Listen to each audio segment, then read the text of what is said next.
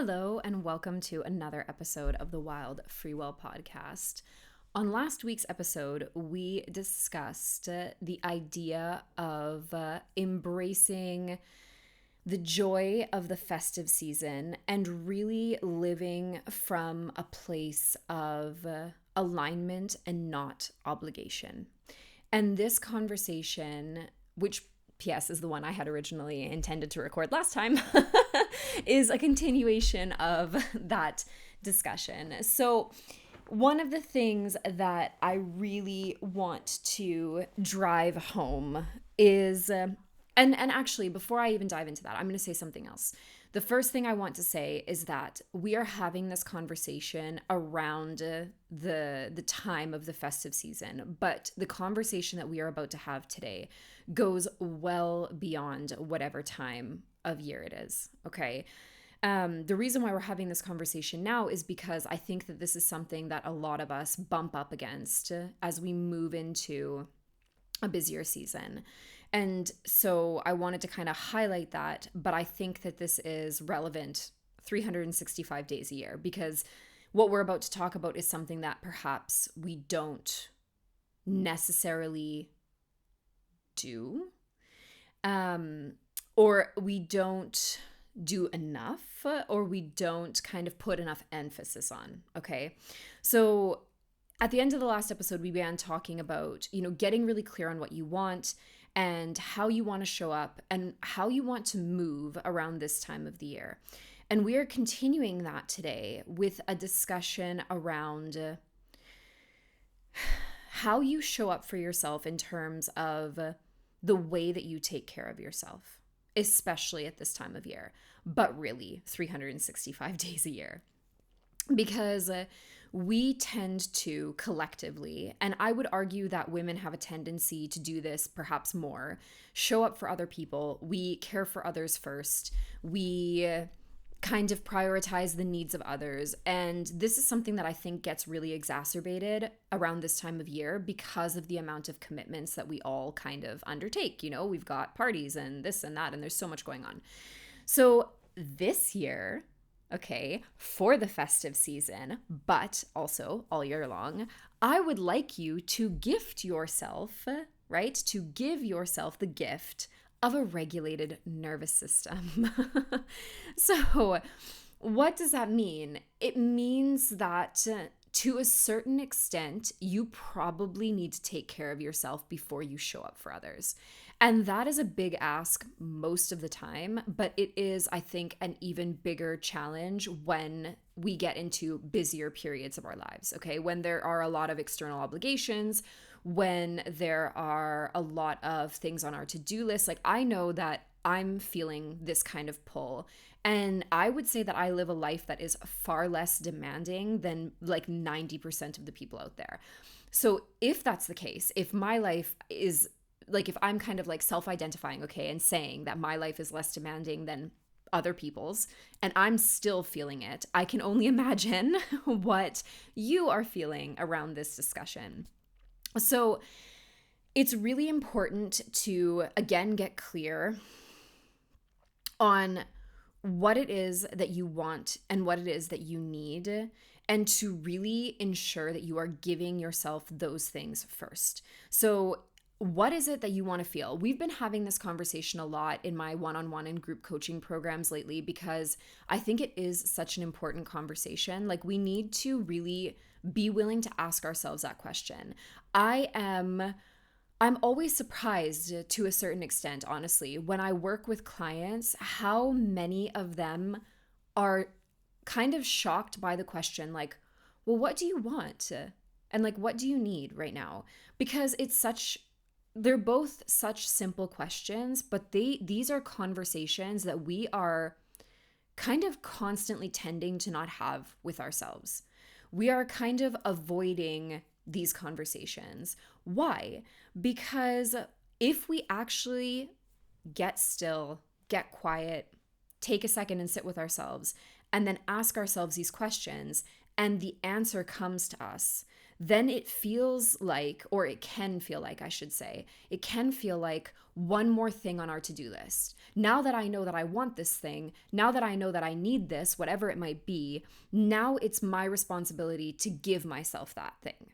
And like, that is true. I wish I had another option for you. I wish I had another story to tell you, but it really is exactly like that. Like, once you know, you can't unknow. And it is, in fact, your responsibility, certainly above like the responsibility of others, to give yourself what you want and need. It is not someone else's job to meet your needs, right? It is really up to you to show up for yourself. And that can be really challenging when the world is kind of asking us or pulling our focus in a million different directions, like it tends to around this time of year, right? So it's really important to get really clear on what it is that you want. But if we're focusing in on this idea of like a regulated nervous system, it's really important to ask yourself what it is that you want to feel, okay?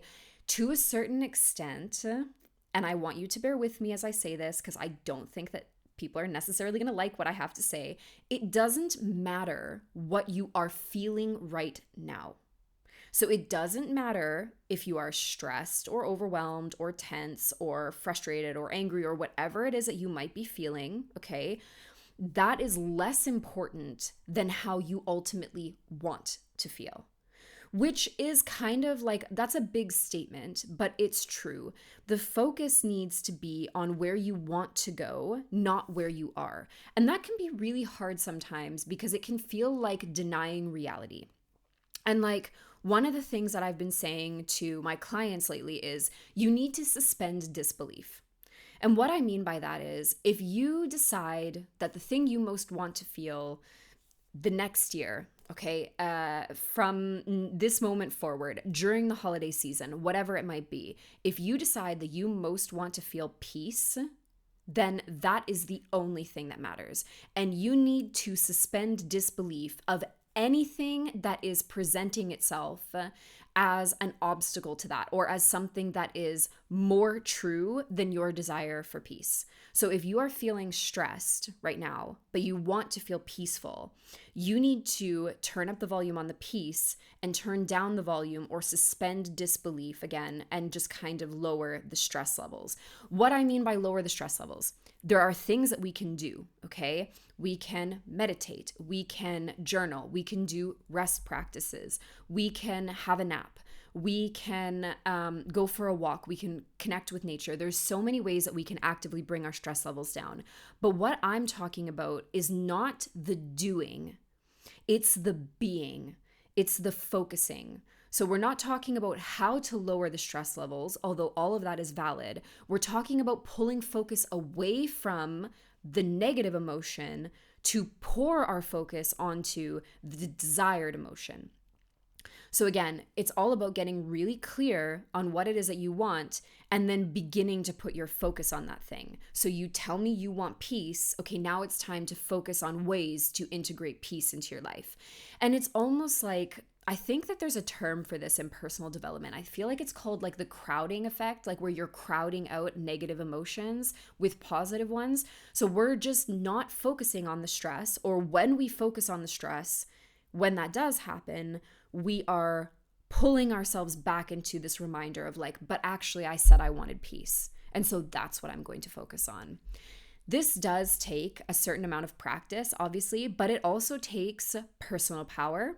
It takes intention, and it takes desire. You have to really want this thing.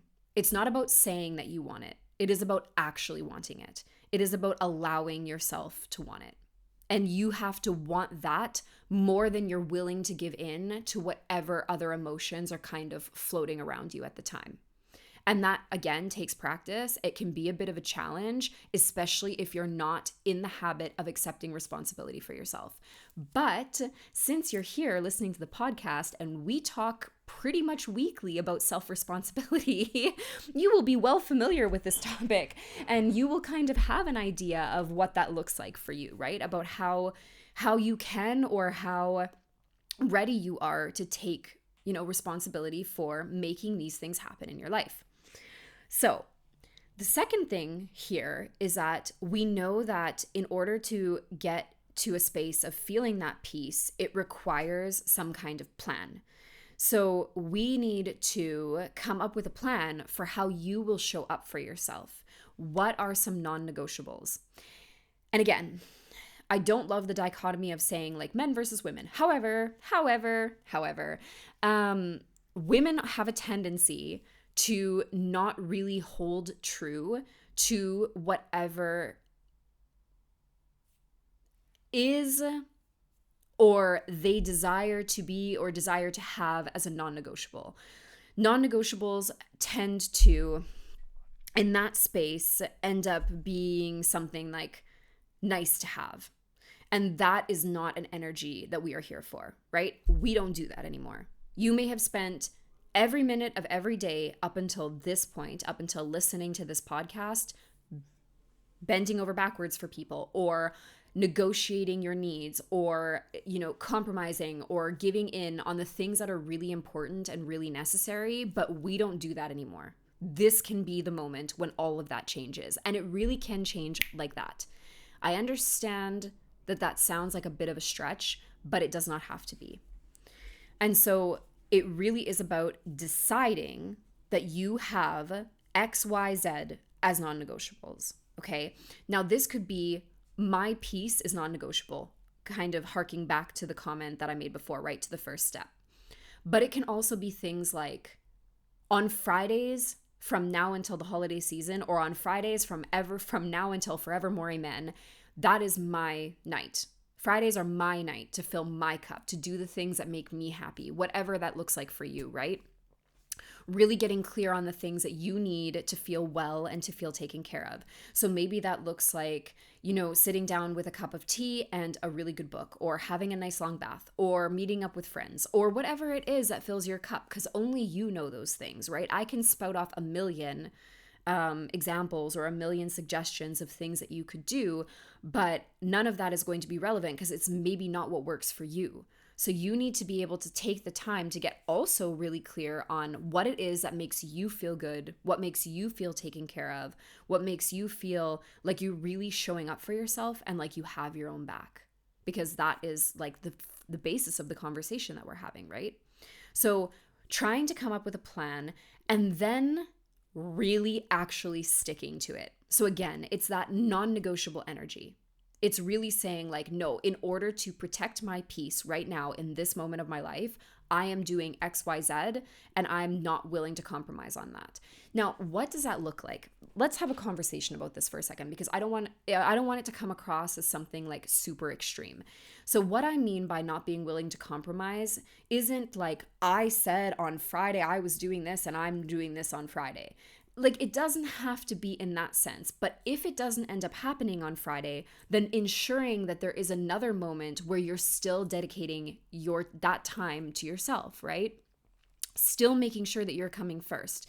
It's obvious that life happens, and we cannot let life happening throw us so far off our path that we just kind of say, oh, well, you know what? Screw it then. Like, I'm just not going to bother. Like, this isn't worth it. Like, I tried, I failed. And all of those stories that we use to kind of self-soothe and to sometimes make ourselves a victim of a situation, like, we are also super not here for that. And we don't do that here. We do not do that here. So if life happens, as it does, and something gets in the way of your plan to show up for yourself, then how can you pivot and adjust? And being willing to honor yourself and hold strong and maintain that non-negotiable, but also being willing to be open to whatever unfolds in life. Being flexible, right? And trusting too, I would say, and having faith that if something throws you off or messes with the schedule, that maybe it was meant to be that way, and that whatever is going to come from that is like even better than what you had imagined, and that your time for yourself, you can be willing to move that to another day and have that be just as fruitful and just as wonderful. Okay. The last thing I want to say before I end this episode is just I really want to remind you that you are deeply, deeply, deeply worthy of your own love and attention. I say this all the time because I think that we all need to hear it. We forget so easily this fact, but it's true. You are so worthy of your own love and attention. And at this time of year and every other time of year, you deserve to show up for yourself, and you deserve to be treated well, and you deserve to be taken care of. And all of those things come from you first. So we are not looking for those feelings or that care or that love or that attention from other people first. We are always looking for it within. We are looking for the ways in which we can show up for ourselves first. Because if we learn that lesson, other people will automatically begin to show up for us to match the level that we are already holding for ourselves. And that's another reason why, going back for a second to the discussion of non-negotiables, when we are in that energy of this is non-negotiable for me, and that is a very clear boundary, and you are ready and willing to uphold that, I would be willing to bet that there are not a lot of people or things or situations that are going to come and contradict that. Okay? Because you've set that boundary. So this is also a call to notice that if there are a ton of things that are coming up and bumping up against that energy, that's potentially because it is not fully a non-negotiable. You did not decide that that was your new expectation. You did not set an energetic boundary that was strong and firm in your desire for whatever that thing is. In this case, we are kind of talking about this idea of like peace and care and really being able to show up for yourself. So if you decide that like nothing is going to mess with me about this is my new kind of energetic minimum, and I am not moving from this place. I am not willing to compromise on this.